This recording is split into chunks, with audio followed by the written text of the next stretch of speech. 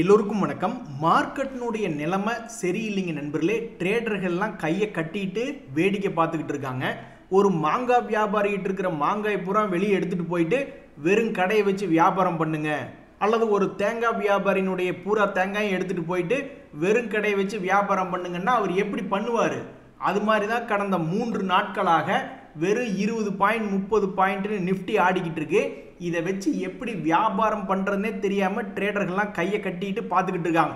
ஒருவேளை இப்படி இருக்குமோ, நாங்கள் இல்லைன்னா உங்களுடைய மார்க்கெட் இப்படித்தான் இருக்கும், ஒன்றுமே மூமெண்ட்டே இருக்காது அப்படின்ற மாதிரி ஏதாவது இந்த எஃப்ஐஸ் ஏதாவது பண்ணுறாங்களா? ஏன்னா சமீபத்தில் தான் செபி என்ன ஒரு கண்டிஷன் போட்டிருக்காங்க அப்படின்னு பார்த்தோம்னாக்கா, நம்ம நாட்டில் இருக்கிற நிறைய பேர்த்தினுடைய பணத்தை எடுத்துட்டு வெளிநாட்டுக்காரங்க எடுத்துகிட்டு போயிடுறாங்க F&O மூலியமா. அதனால் அதில் பல ரெஸ்ட்ரிக்ஷன்ஸ் அப்படின்றது மார்க்கெட் லெவலில் போட்டது மட்டும் இல்லாமல் ஆரம்ப கட்டத்தில் வெளிநாட்டு கம்பெனியே நீ எங்கள் நாட்டில் ட்ரேட் பண்ணக்கூடாது. ஏன் இப்படி நம்மளுக்கு நினைக்க தோணுது அப்படின்னு பார்த்தீங்கன்னா, இப்போ ஜூன் மாதமெல்லாம் எடுத்து பார்த்தீங்கன்னு வச்சுங்களேன், போன மாதம் அசால்ட்டாக 19,000 கோடி 30,000 கோடி 16,000 கோடி அப்படின்றதெல்லாம் அவங்களுடைய ஏவரேஜாக இருக்குது. ஜென்ரலாகவே 17,000 கோடி அப்படின்ற மாதிரி பண்ணியிருக்காங்க. ஆனால் இப்போ அந்த ஜேன் ஸ்ட்ரீட்டை தடை பண்ண பிறகு பார்த்தீங்கன்னா வெறும் 7,000 கோடிக்கு தான் வாங்கி 8,000 கோடிக்கு விற்றுக்கிட்டு இருக்காங்க. வெறும் 9,000 கோடிக்கு வாங்கி தான் விற்றுக்கிட்டு இருக்காங்க. ஸோ கேஷ் மார்க்கெட்லேயே அவங்களுடைய டேர்ன் ஓவர் என்பது கம்மியாக இருக்குது. ஒருவேளை அவங்களுடைய கெத்து காட்டணும்னு நினைக்கிறாங்களோ, நாங்கள் பெருசாக டிரான்சாக்ஷன் பண்ணலைன்னா டிரான்சாக்ஷன் வால்யூம் கொஞ்சம் கம்மியாகும் அப்படின்ற மாதிரி நினச்சிட்டு இருக்காங்க தெரியல. அதுக்குன்னு உங்களுக்கு நாங்கள் நஷ்டப்பட்டு உங்களுக்கு கொண்டே பணத்தை கொடுக்கணுமா? அதுக்கு பணம் கம்பெனி எங்களுடைய சட்ட பாக்கெட்லேயோ அல்லது எங்களுடைய இந்தியன் பேங்க்குகள்லையோ அங்கே இருந்துட்டு போகுது. நாங்கள் நஷ்டப்பட்டு தான் எங்களுடைய மார்க்கெட்டில் பெரிய வால்யூம் நடக்கணும்னு அவசியம் இல்லைன்னு நம்ம மனசில் நினச்சிக்க வேண்டியதுதான். ஆஹா, என்ன ஒரு அதிசயம்! கரடிகளுக்கு குட் பை சொல்லிட்டு காளைகளுக்கு கை கொடுத்து கை குலுக்கிய நாட்கோ ஃபார்மா இன்னைக்கு 3.5% ஏறி இருக்கு. அதாவது சமீபத்தில் இந்த பங்கு 2 days மூவிங் ஆவரேஜ் பக்கத்தில் வராமல் ரொம்ப தூரம் தள்ளியே விளையாண்டுக்கிட்டு இருந்தது. ஸோ இன்றைய தேதியில் 1000 ரூபாயை தாண்டி 1019ஆக 200 days மூவிங் ஆவரேஜுக்கு மேலே ட்ரேட் ஆகி கொண்டு இருக்கக்கூடியது இந்த நாட்கோ ஃபார்மா அப்படின்ற பங்கு. இதெல்லாம் நடக்குமா? இந்த கும்பாவுக்கு என்ன அர்த்தம்? இப்போ மறுபடியும் எதுக்கு 2 days மூவிங் ஆவரேஜ் வந்திருக்கு அப்படின்ற மாதிரி இந்த பங்கு போன ரிசல்ட்டில் மிகப்பெரிய கிராஷ், அதுக்கு அடுத்த ரிசல்ட்டில் கொஞ்சம் எதிர்பார்ப்பு, அதுக்கப்புறம் அப்படியே ஆடிக்கிட்டு இருந்தால் இந்த ரிசல்ட் இன்னும் சில வாரங்களில் வந்துடும். அந்த ரிசல்ட்டை ஒட்டி கொஞ்சோண்டு மேம்படிக்காக ரெக்கவரி ஆகிருக்கக்கூடிய பங்காக இந்த நாட்கோ ஃபார்மா அப்படின்ற பங்கு இருக்குது. இதெல்லாம் எங்கே போய் முடிய போகுதுன்னே தெரியல அப்படின்ற மாதிரி பல பேர் ஷேர்களை வாங்குறது எதுக்கு?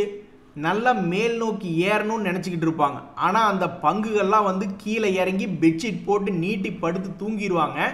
அந்த வகையில் ஈஸி ட்ரிப் பிளானர்ஸ் அப்படின்ற ஒரு பங்கு உண்மைக்கே அவன் பெட்ஷீட் போட்டு படுத்த மாதிரியே தான் இருக்கான். காலை கீழே வச்சுக்கிட்டு அப்படியே கையை மேலே வச்சுக்கிட்டு படுத்த மேனிக்காகவே இந்த ஈஸி ட்ரிப் பிளானர்ஸ் அப்படின்ற பங்கு தொடர்ந்து 30 ரூபாய்களிலிருந்து இறங்கி 10 ரூபாயில் நீட்டி படுத்து கொண்டு இருக்கக்கூடிய பங்காக இருக்குது. இவனுடைய ரிசல்ட்டு அடுத்தடுத்த வாரங்களில் ஏதோ ஒரு தேதியில் வர வேண்டியது இருக்குது. ஸோ இந்த பங்கு என்ன ஆகும்னே தெரியாமல் இருக்கும்பொழுது ஒரு நண்பர் சொல்கிறாரு, இந்த ஈஸ்மை ட்ரிப்பில் எனக்கு 50% பக்கம் லாஸ் இருக்குது, 40,000 ரூபா லாஸில் இருக்குது, இருந்தாலும் என்ன பண்ணுறது, கழுதைக்கு வாக்கப்பட்டால் உத வாங்கித்தான் ஆகணும் அப்படின்ற மாதிரி இந்த பங்கை இன்னும் கையில் வச்சுக்கிட்டு இருக்காரு. அவன் என்னடான்னா இடையில ஏதாவது ஒரு டைமாவது ஏறி சந்தோஷத்தை கொடுத்துருக்கலாம். ஒரு முறை கூட அவன் சந்தோஷத்தை கொடுக்கல. 2024 சந்தோஷமே இல்லாத ஒரு பங்காக இந்த ஈஸ்மை ட்ரிப் அப்படின்ற பங்கு தான் இருக்குது. ஒரு தடவை கூட அவன் பாதி கிணறு வரவே இல்லை. ஒவ்வொரு முறையும் அவன் தொடர்ந்து வீழ்ச்சியாக தான் இருக்கான். இந்த 2025 என்ன பண்ணுறான்னு தெரியல. அப்படின்னு இந்த கம்பெனி என்ன பண்ணணும், கடைசிக்கு மைனஸ்லேயாவது ரிசல்ட் கொடுத்துட்டு போகணும். அதுவும் பண்ண மாட்டேங்கிறான். 0.48% டிவிடெண்ட் கொடுத்து கொண்டு இருக்கக்கூடிய பங்காகவும் அவன்கிட்ட கடனே இல்லாத மாதிரியும் காட்டிக்கொள்ளக்கூடிய இந்த பங்கு ரிசல்ட்டை லாஸ்ட்லையும் காட்ட மாட்டேங்கிறான். கடைசிக்கு ஒரு -50 கோடி -30 கோடி காமிச்சா கூட சரி, இது கீழே இறங்குறதுக்கு மிக முக்கியமான காரணம் அது ஒரு லாஸ் மேக்கிங் கம்பெனினா அது நிறைய பேர் நினச்சிக்கிட்டு போய்கிட்டு இருப்பாங்க, இனி தலை விதி அப்படின்ட்டு. அதையும் பண்ண மாட்டேங்கிறான். அதனால் ஏதாவது ஒன்றா மேல் நோக்கி ஏறி வா, இல்லைன்னா உன்னுடைய ரிசல்ட்டை லாஸில் கொடுத்துட்டு போ, ஏன் இப்படி எங்களை சித்திரவதை பண்ணுற அப்படின்ற மாதிரி பல நண்பர்கள் மனசு நொந்து போய் உட்காந்துருக்காங்க. நண்பர்களே, ஐடி பங்குகள்லேயே பல ஐடி பங்குகள் டம்மி பீஸ்டா இது அப்படின்ற மாதிரி ஏறாம கொந்துகிட்டு இருக்கு. ஆனால் இந்த HCL Tech சமீபத்தில் மிகவும் அற்புதமாக பெரிய கம்பெனி தான், ஐடிலேயே டாப் 5 எக்ஸ்போர்ட்டரில் இருக்கு. அப்படி இருந்துமே அது மேல் நோக்கி மிகவும் அற்புதமாக ஏறி வந்த பங்கு. சரி, இவனை வச்சு ஐடி துறை நல்லா மேலே வந்துருமோ அப்படின்னு பார்த்து கொண்டு இருக்கக்கூடிய நேரத்தில் இன்னைக்கு என்ன ஒரு காரணத்தினாலேயோ ஒரு பெரியதாக ஒரு இறக்கம், ஆல்மோஸ்ட் 2% என்பது இறங்கி லோவில் ட்ரேட் ஆகிட்டு இருக்கு. இது ரொம்பவுமே வருத்தமாக இருக்குது. ஏன்னா ஐடி செக்டர்லேயே இப்போ தான் இவனை வச்சு தான் மேலே எல்லா கம்பெனிலையும் இழுத்துட்டு வரணும் அப்படின்ற மாதிரி யோசிச்சுக்கிட்டு இருந்தா இவன் என்னடானா இன்னைக்கு 2% கீழே இறங்கியிருக்கான். ஸோ வரக்கூடிய ரிசல்ட்டில் ஆல்ரெடி இந்த பங்கு டிவிடெண்ட் 3% கொடுத்துட்டு இருக்கு. முதல்ல இந்த விலையெல்லாம் அதிகமாக இருக்கும்போது இவ்வளவு பெரிய டிவிடெண்ட் ஈல்டு என்பது இல்லை. ஸோ வரக்கூடிய ரிசல்ட்டில் இந்த பங்கு மறுபடியும் மேல் நோக்கி ஏறுறதுக்கு தேவையான விஷயம் வருதோ இல்லையோ, டிவிடெண்டை இந்த பங்கு அள்ளி கொடுக்கணும். கடைசிக்கு 4%, ஏன்னா பேங்க்லேயே இப்போல்லாம் வந்து 3 to 5% வட்டி தர்றாங்க. ஸோ இவங்க அள்ளி கொடுக்கக்கூடிய டிவிடெண்ட் ஈல்டு வந்து 52 வீக் ஹைக்கு இந்த பங்கை மேல் நோக்கி கொண்டு வராட்டியும் பரவாயில்ல, கீழே கூட வந்துட்டு போகட்டும். ஆனால் டிவிடெண்ட் ஈல்டை 4 அல்லது 4% மேலே ஏற்றுற மாதிரி தகவல் கொடுக்குறாங்கன்னு வச்சுங்களேன். இன்ட்ரீம் டிவிடெண்ட் சம்மந்தப்பட்ட தகவல் கொடுத்தா ரொம்ப மகிழ்ச்சின்னு நிறைய பேர் பார்த்துட்டு இருக்காங்க. ஸோ தற்போதைக்கு இந்த HCL Tech மிகவும் நடு சென்டரில், அதாவது நடுநாள் ஒன்று தான், சென்டர்னால் ஒன்று தான், பட்டு நம்ம பேசிய பழகிட்டோம். நடு சென்டரில் இருக்குது. நீ மேலே போனாலும் சந்தோஷம் தான், கீழே வந்தாலும் சந்தோஷம் தான். ஏன்னா அது டிவிடெண்ட் கொடுக்கும் பங்காக இருக்குல்ல. ஏங்க கூமாப்பட்டி வந்து பாருங்க, தண்ணி சர்பத் மாதிரி இருக்குங்க அப்படின்னு ஏதோ ஒன்று சந்தோஷத்துக்காக பேசுகிற மாதிரி ஷேர் மார்க்கெட்டில் திடீர்னு 2 முறை ரொம்ப வேகமாக சந்தோஷம் கொடுத்த 2 பங்குகள் அல்லது ஒரு பங்குகளை சொல்லுங்கன்னா நீங்கள் எதை சொல்லுவீங்க? சமீபத்தில் இந்த டிக்சன் அப்படின்ற பங்கு தான் என்னன்னே தெரில, திடீர்னு கூமாப்பட்டி ட்ரெண்ட் ஆன மாதிரி திடீர்னு ஏதோ ஒரு காரணத்தினால 12,000 to 17,000 ஒரு முறை சந்தோஷத்தை கொடுத்துருந்தான். அதுக்கப்புறம் சில மாதங்கள் கழித்து இப்போ சமீபத்தில் ஒரு 15 நாளைக்கு முன்னாடி மறுபடியும் 13,000 ரேஞ்சில் சப்போர்ட் எடுத்து 16,000 வரைக்கும் மிக வேகமாக வந்திருக்கான். என்ன காரணம் தெரில, ஏதோ கூமாப்பட்டி மாதிரி திடீர்னு ஏதோ ஒரு வேகத்தில் அந்த விஷயம் நடந்திருக்கு. ஸோ இது மாதிரி வேறு ஏதாவது நீங்கள் பங்குகளை ரொம்ப வேகமாக லாபம் கொடுத்த பங்குகள் 2 முறை இந்த 2025 அப்படி கொடுத்துருந்துன்னா தெரியப்படுத்துங்க. அது என்ன விவரம், எதனால்? ஏன்னா இப்போ இந்த டிக்சன்லாம் வந்து ரொம்பவுமே வாலட்டிலிட்டியான stock, high beta stock. So அது மாதிரி ஏதாவது ஒரு கோயின்சிடன்ஸ் ஆகுது அப்படின்ற பார்க்கணும். ஒரே ஒரு வருத்தம் என்ன தெரியுங்களா, இந்த ட்ரேடர்கள் பல ட்ரேடர்களுக்கு வந்து மிகவும் அற்புதமாக இவன் லாபம் பண்ணியிருக்கலாம். ஒன்று இந்த டிராப் கீழே விழுந்த இடத்துலையே சப்போர்ட் எடுத்து பெரிய லெவலில் சம்பாரிச்சு கொடுத்துருக்கலாம். அதையும் பண்ணல, கோக்குமாக்கா இப்படி பண்ணி விட்டான். ரெண்டாவது, இறங்கினவன் நல்லா இது வரைக்கும் கரெக்டாக அதே 12,000 வரைக்கும் வந்துட்டு அப்புறம் 16,000 போயிருந்தான்னா அதுலேயும் ஒன்று அருமையாக சம்பாரிச்சிருந்துருக்கலாம். ஆனால் இந்த டிக்சன் நல்லா வாயில் வருது அப்படின்ற மாதிரி சம்மந்தமே இல்லாமல் இங்கேயும் சம்பாரிச்சு தரல, இங்கே எதுக்கு சப்போர்ட் எடுத்தான்னு தெரில. அதுவும் ஒரு மோசமான ஏரியாவில் சப்போர்ட் எடுத்துகிட்டு அங்கேருந்து சம்பாரிச்சு கொடுத்துருக்கான். டிக்சன் இதெல்லாம் ரொம்ப பாவம் மைசன் அப்படின்ற மாதிரி ஆகிப்போச்சு. நண்பர்களே, இந்த சமயத்தில் மிக முக்கியமான ஒரு காரணத்தை கண்டுபிடிச்சிட்டோம். அதாவது இந்த வருண் பிவரேஜஸ் ஷேர் ஏன் மேலே போகலை, அந்த VBL ஷேரை நான் வாங்கி வச்சிருக்கேன், அதனால தான் அது மேலே போகலை அப்படின்ற மாதிரி ஒரு நண்பர் சொல்கிறாப்புல. இந்த VBL வந்து கடைசிக்கு அந்த 200 days மூவிங் ஆவரேஜை இதுக்கு முன்னாடி 2 முறை டச் பண்ணிவிட்டு ஷார்ப்பாக கீழே விழுந்திருக்கான் பார்த்தீங்களா, 3 முறை ஆக்சுவலாக. ஸோ 4வது முறையாக இன்னும் அப்படியே லேசாக மேல் நோக்கி ஏறி வந்து இந்த 530 ரூபா ரேஞ்சை டச் பண்ணிவிட்டு அப்புறம் கூட ஷார்ப்பாக விழுகட்டும், யார் வேண்டாங்கிறா? ஸோ அந்த மாதிரி ஒரு விஷயம் நடந்துச்சுன்னா ரொம்ப மகிழ்ச்சியாக இருக்கும். ரொம்ப பிகு பண்ணிக்கிறானுங்க, இது ஓவராக பிகு பண்ணிக்கிறேன் இந்த வருண் பிவரேஜஸ். அவன்லாம் அந்த 200 days மூவிங் ஆவரேஜை தொட்டுட்டு கூட கீழே விழுகலாம் ஃப்ரெஷ்ஷாக. ஆனால் மனசு ரொம்ப கஷ்டமாக இருக்குது. அவன் கரெக்டான லெவல்லேருந்து சப்போர்ட் எடுத்து அந்த 200 days மூவிங் ஆவரேஜை ஒரு 4வது தடவை போய் தொட்டான்னு வச்சிங்களேன், இந்த வருஷத்துலேயே 4 முறை லாபம் செஞ்சு கொடுத்த ஒரு பங்குன்னு பெயர் வாங்குவான். ஆனால் என்னவோ தெரில, அதோட மனசு கஷ்டமாக இருக்கா இல்லை இந்த ஷேரை வாங்கி வச்சுருக்கிறவங்களுடைய மனசு கஷ்டமாக இருக்கான்னு தெரில. கண்டிப்பாக இந்த ஷேரை வாங்கி வச்சவங்களுடைய மனசு தான் கஷ்டமாக இருக்கும். ஏன்னா 4வது முறையாக இந்த வருஷத்தில் போக மாட்டேங்கிறான். ஒரு 530 மட்டும் போச்சு, பல பேர் ரொம்ப சந்தோஷங்கன்னு சொல்லி ட்ரெயிலிங் ஸ்டாப் லாஸோ அல்லது வேறு ஏதாவது ஒரு அஸ்திரத்தை யூஸ் பண்ணி தப்பிச்சுக்குவாங்க. சரி பார்ப்போம், இந்த வருண் பெவரேஜஸ்னுடைய அடுத்த குவார்ட்டர்லி ரிசல்ட் இன்னும் சில நாட்களில் வரப்போகுது. ஓரளவுக்கு டீசெண்டான வருமானம் கீது காமிச்சு ஏதாவது பர்ஃபார்மன்ஸில் மார்க்கெட்டில் அதுக்கு சென்டிமெண்ட் சரியில்லை இருந்தாலும் இவன் பர்ஃபார்மன்ஸில் தன்னுடைய 52 வீக் ஹையை கீது வந்து தொட போகிறானா அல்லது புதுசாக புது லோ என்பது ஏதாவது ஒரு 350 அப்படி கீது போக போகிறானா என்பது பொறுத்திருந்து பார்த்தா தான் தெரிய வரும். ஆனால் நிறைய பேர் மேலே தான் போகணுன்னு ஆசைப்படுறாங்க. நண்பர்களே, இப்போ சொல்கிற ரொம்ப சீரியஸான விஷயம், ஸ்டாக் மார்க்கெட்டில் மோதி பார்க்கலாமா அப்படின்ற மாதிரி நீங்கள் நிறைய இடங்கள் இருக்குது. பஞ்சும் போன்ற மெத்தைகள் சில இடம் இருக்குது. ஆனால் பெரிய கல் பாறை, அதுலேயும் கிரானைட்டு கல் இருக்கிற மாதிரி நல்ல பாறைகள்லாம் இருக்குது. நீங்கள் அதில் கொண்டே தலையை மோதிட்டிங்கனாக்கா அப்புறம் சிரமந்தான்.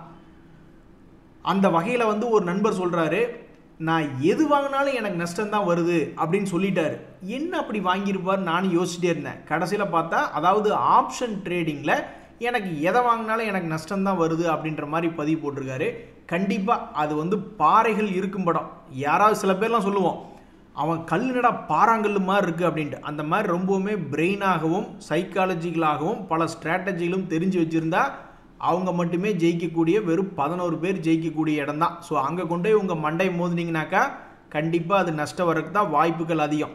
அதுக்கு பொதுவாக பஞ்சு போன்ற பல இடங்கள் டிவிடெண்ட் கொடுக்கக்கூடிய பங்குகள், நல்ல வேல்யூ ஸ்டாக்ஸு, மியூச்சுவல் ஃபண்டுகள் மூலிமா எஸ்ஐபி மூலிமா இன்வெஸ்ட்மெண்ட் பண்ணி சம்பாதிக்கிறது எத்தனையோ பஞ்சு மெத்தை மாதிரி விரித்து வச்சு வாங்க எங்கள் கூமப்பட்டிக்கு வாங்கன்ற மாதிரி பல மெத்தைகளை அடுக்கி வச்சுருக்காங்க. நீங்கள் அங்கெல்லாம் போய் படுக்காமல் நேராக கொண்டு போய் பாறையில் போய் படுத்திங்கன்னா அப்புறம் என்ன பண்ணுறது?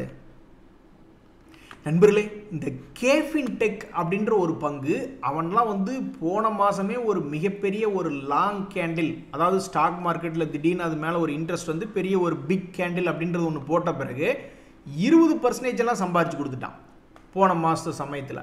ஆனால் அதுக்கப்புறம் இப்போ சமீபத்தில் ஒரு பெரிய அதே மாதிரி பிக் கேண்டில் அப்படின்னு போட்ட பிறகு பெருசாக ஒன்றும் சம்பாரித்து கொடுக்காம கரெக்டாக அது பிக் கேண்டில் எந்த இடத்துல போட்டுச்சோ 15-20 நாளைக்கு முன்னாடி அதே இடத்துல தான் இன்னும் ட்ரேட் ஆகிட்டு இருக்கான். இதனால் எங்களுக்கு 10 பைசாக்கு பிரயோஜனம் இல்லை அப்படின்னு பல ட்ரேடர்கள் நினச்சிக்கிட்டு இருக்காங்க. ஸோ இந்த பங்கை பொறுத்த வரைக்கும் கடன் என்பதே இல்லாத ஒரு வேல்யூ ஸ்டாக்காக இருந்தாலும் இவனுடைய ரிசல்ட் என்பது இதுக்கு முன்னாடி வெறும் 40 கோடி 50 கோடி லாபம் பண்ணிக்கிட்டு இருந்தவன் இப்போ 90 கோடி 85 கோடின்னு லாபம் பண்ணிக்கிட்டு இருக்கான். ஸோ வளர்ச்சியாகவும் இருக்குது, கடனும் கம்மியாக இருக்கக்கூடிய இந்த கம்பெனி இப்போ நம்ம பார்க்கக்கூடிய நேரத்தில் ரிசல்ட் வரக்கூடிய சமயத்தில் நல்லா கிராஷ் ஆகி கீழே கிடந்தான்னா நிறைய பேர்த்துக்கு சௌரியமாக இருக்கும். பரவாயில்ல, ஒரு வருஷத்தினுடைய லோல் இருக்கா, ரிசல்ட்டுக்கு இது நல்லா வந்ததுன்னா ஏறுமோன்னு நினச்சிக்கிட்டு இருக்கலாம் அப்படின்னு பார்த்துக்கிட்டு இருந்தாக்கா அவன் ஆல்ரெடி 52 வீக் ஹை பக்கத்திலே போயிட்டான். ஸோ அப்போ இந்த பங்கு மறுபடி இந்த ரிசல்ட் வந்ததுக்கப்புறம் இங்கேருந்து மேல் நோக்கி ஏறுறதுனால பல பேர்த்துக்கு புதுசாக போகிறவங்களுக்கு பிரயோஜனம் என்பதே இல்லை. ஏதாவது மறுபடியும் இவன் கிராஷ் ஆகி கீழே வந்ததுன்னா தான் சந்தோஷமாக இருக்கும். ஸோ ஏற்கனவே வச்சிருக்கிறவங்கள சந்தோஷப்படுத்த போகுதா வரக்கூடிய ரிசல்ட், அல்லது புதுசாக இந்த பங்குல உள்ளே போகலாம் நல்ல கம்மியான ரேட்டு கிடைக்கும் அப்படின்னு பார்த்துட்டு இருக்கிறவங்களுக்கு உதவி செய்ய போகுதா அப்படின்றது நம்ம பொறுத்திருந்து தான் பார்க்கணும். நண்பர்களே, சில பேர்லாம் நினைப்பாங்க இதெல்லாம் ஒரு மேட்ரு அப்படின்னு. ஆனால் அப்படி கிடையாது. நீங்கள் இந்தியன் பேங்க்கில் வந்து ஷேரை வாங்கி வச்சுருக்கிறவங்க வேற ஒரு ஆட்கள், பட் அதில் கிளைண்ட்டாக இருக்கிறவங்க, அதாவது அங்கே அக்கௌண்ட் ஓப்பன் பண்ணி வச்சுருக்கிறவங்க வேற ஆட்கள். ஸோ இந்தியன் பேங்க்கில் அக்கௌண்ட் ஓப்பன் பண்ணி வச்சுருக்கிறவங்க சட்டக்காலரை கெத்தாக தூக்கி விட்டுக்கலாம். ஏன்னா அதில் ஒரு அறிவிப்பு என்பது வந்திருக்கு. இது சில பேங்க்குகள் தான் ஆல்ரெடி இதை இம்ப்ளிமெண்ட் பண்ணியிருக்காங்க.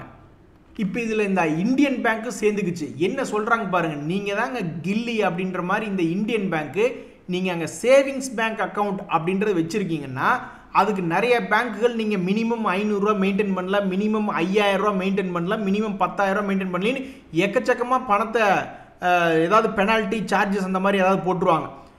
இதுக்கு முன்னாடி இருந்த ஃபைனான்ஸ் மினிஸ்டர் சிதம்பரம் அவர்களோட இப்போ ஒரு ட்வீட் ஒன்று போட்டிருந்தார்.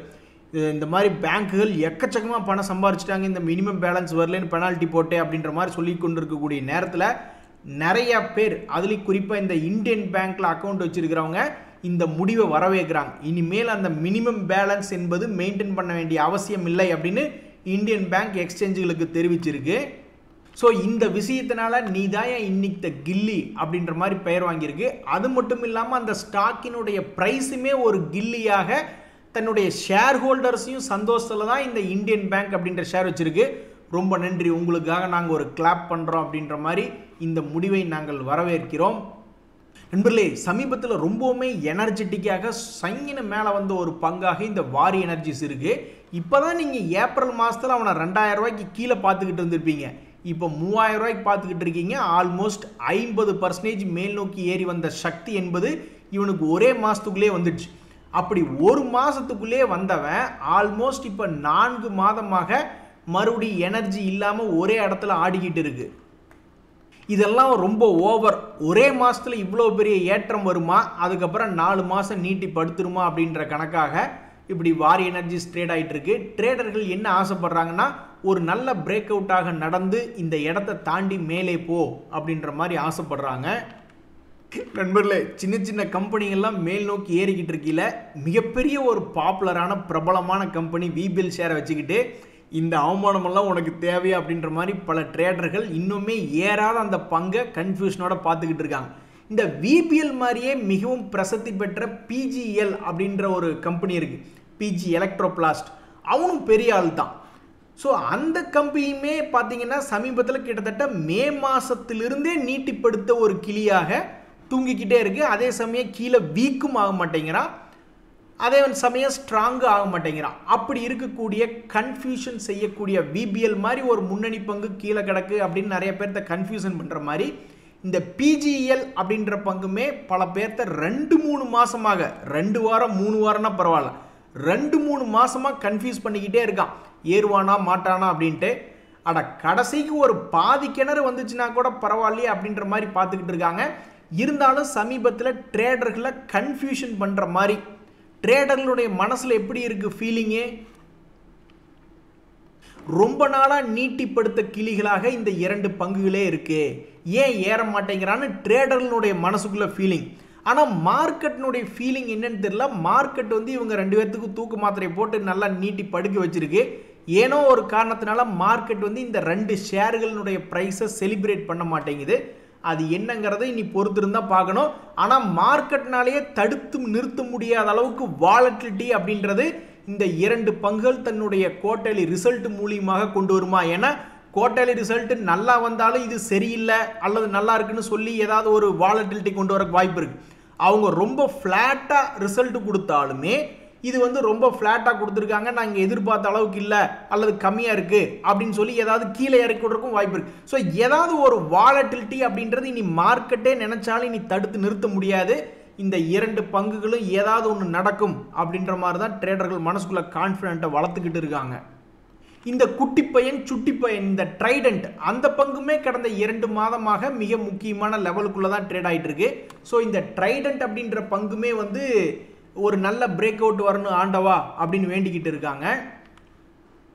அதுலேயும் இந்த ட்ரைடன்ட் எல்லாம் 1.5% டிவிடெண்ட் கொடுக்குதுங்க. இவன்லாம் வரலாம் தன்னுடைய பழைய 52 வீக் ஹைக்கோ அல்லது 52 வீக் லோக்கு மறுபடியும் ஒரு ஜம்போ நல்லா சம்பாரிச்சு கொடுக்கலாம். ஆனால் மார்க்கெட்டில் மனசு வச்சு வால்டிலிட்டி கொண்டு வர மாட்டேங்கிறாங்க. என்ன பண்ணுறது? என்னம்மா இப்படி பண்ணுறீங்களேம்மா அப்படின்ற மாதிரி ஏன் தியாக 2 ஸ்லைட்லையும் பூரா இந்த ஏறாத நீட்டிப்படுத்த கிளிகளாக இருக்கிற பங்குகளே கொண்டு ஸ்லைடில் முன்னாடி வச்சிருக்கேன் அப்படின்ற மாதிரி இந்த ஐடிசின்னு ஒரு பங்கு. அடா அவனும் கூட ஒரு கடைசிக்கு மேல் நோக்கி ஏறினான்னா ஒரு 5% தான் ஏறி வரணும், அதுவாது ஏறி வரலாம்ல. அவனும் ஒரு 2-3 வாரங்களாக நீட்டிப்படுத்த கிளிகளாக இருக்கான். தியாக போது நீட்டிப்படுத்த கிளிகளையே கொண்டு ஏன் புலம்புற அப்படின்னு நீங்கள் கேட்கலாம். ஏன் புலம்புறேன்னாக்கா இதெல்லாம் மிகவும் முன்னணி பங்குகள். இவனுக்கு ஏன் நீட்டி படுத்துட்டு இருக்காங்க? இவனுக்கு ஏன் ஒரு ட்ரிகர் கிடைக்க மாட்டேங்குது? சின்ன சின்ன பயலுகள்லாம் மார்க்கெட்டில் மேலேயோ கீழேயோ பயங்கரமாக வயலண்ட்டாக இருக்கானு 2-3 மாதமா. இவனுங்க எல்லாருமே நீட்டி படுத்துக்கிட்டு இருந்தால் அப்புறம் ஏற்கனவே இப்போ 2-3 நாளாக மார்க்கெட்டில் எந்த விதமான மூவ்மெண்ட் இல்லை. நிஃப்டி 50 இண்டெக்ஸை பொறுத்த வரைக்கும் இந்த எஃப்ஐஐஸ் எல்லாம் நாங்கள் பெரிய ஆளுகளா அப்படின்ற மாதிரி கெத்து காமிக்கிற மாதிரி பண்ணிக்கிட்டு இருக்காங்க. சரி, எஃப்என்டோ மார்க்கெட்டு இண்டெக்ஸ் அப்படி இருக்குன்னா அப்புறம் முன்னணி பங்குகளுக்கு என்ன வேலை? இவங்களாவது நல்லா வால்டிலிட்டியாக ஏற வேண்டியதானே? ஆக மொத்தம் புலம்ப விட்டுட்டாங்க. ஸோ நாங்கள் தேங்காய் உடைக்கிறதுக்கு ரெடி, பால் காவடி எடுக்கிறதுக்கு ரெடி, எங்களுக்கு ஆடல் பாடல் மட்டும் கண்டிப்பாக வேணும் அப்படின்ற மாதிரி இந்த ஐடிசி பங்கு மிக வேகமாக ஒரு 5% ஏறி பழைய கை 440 ரூபா வந்துச்சுன்னா கூட ஒரு கோடி புண்ணியம். நண்பர்களே, இந்த சமயத்தில் இண்டு ஹோட்டல் அப்படின்ற பங்கு சமீபத்தில் இந்த ஹோட்டல் பங்கு ஒன்று தான் நான் ஸ்டாப்பாக ரயில்வே துறைக்கு நியூஸ் தேவைப்பட்டுச்சு. கவர்மெண்ட் பல லட்சம் கோடி செலவு பண்ணுன்னு, டிஃபென்ஸ் துறைக்கு பல லட்சம் கோடி செலவு பண்ணுன்னு அந்த மாதிரி துறையெல்லாம் வந்து அப்படி நியூஸுகளை வச்சு ஏற்றி விட்றாங்க. நியூஸே இல்லாமல் ஏறிய பங்குகள்னால் இந்த ஹோட்டல் அண்ட் டிராவல் துறை பங்குகள் தான். யார் நியூஸ் எனக்கு தேவையில்லை, நாங்களாக கையை ஊனி எந்திரிச்சு போகணும் அப்படி ஏறிக்கொண்டிருந்த பங்குகள் கடந்த ஒரு 6 மாதமாக இந்தியன் ஹோட்டல், லெமன் ட்ரீ ஹோட்டல்னு பல்வேறு ஹோட்டல் கம்பெனிகள் அது ரொம்ப சோகமாக சோர்ந்து படுத்திருக்கு. ஏன்னு தெரில, எந்த ஒரு பிஸ்னஸுமே பீக்குக்கு போயிடுச்சுன்னா அவ்வளோதானா அப்படின்ற மாதிரி ஒரு கேள்வி வரும். எல்லாரும் ஊரில் இருக்கிறவங்க எல்லாருமே கார் எடுத்துகிட்டு எல்லாம் ஜாலியாக டூருக்கு போனாங்க அப்படின்னா அந்த எக்ஸ்ட்ரீம் லெவல் முடிஞ்சிருச்சு. அப்போ அவ்வளோதானா, மொத்த ஊரே எல்லாம் கவுண்டிங் பண்ணிட்டாங்களா, இவ்வளவுதான் பொட்டன்ஷியலாக அந்த ஃபீல்டில் அப்படின்ற மாதிரி பண்ணிக்கிட்டாங்களா என்னன்றது தெரில. ஸோ தற்போதைக்கு பெரிய மூவ்மெண்ட் இல்லாமல் இருக்கக்கூடிய இந்த இந்தியன் ஹோட்டல் அப்படின்ற பங்கு தன்னுடைய பழைய ஹை மீட் எடுத்துச்சுன்னா ரொம்ப மகிழ்ச்சியாக இருக்கும் அப்படின்னு அந்த பங்கை சில பேர் பார்த்துக்கிட்டு இருக்காங்க, என்ன ரிசல்ட் வரப்போகுது அப்படின்ட்டு. அதே மாதிரி கோரமண்டல் அப்படின்ற பங்கும் வந்து ஹை பக்கத்தில் வந்துட்டு ஜிக்ஸாக்காக ஆடிக்கிட்டு இருக்கான். இனி அவன் என்ன பண்ணணும் அப்படின்றது தெரியல. நன்றி, வணக்கம்.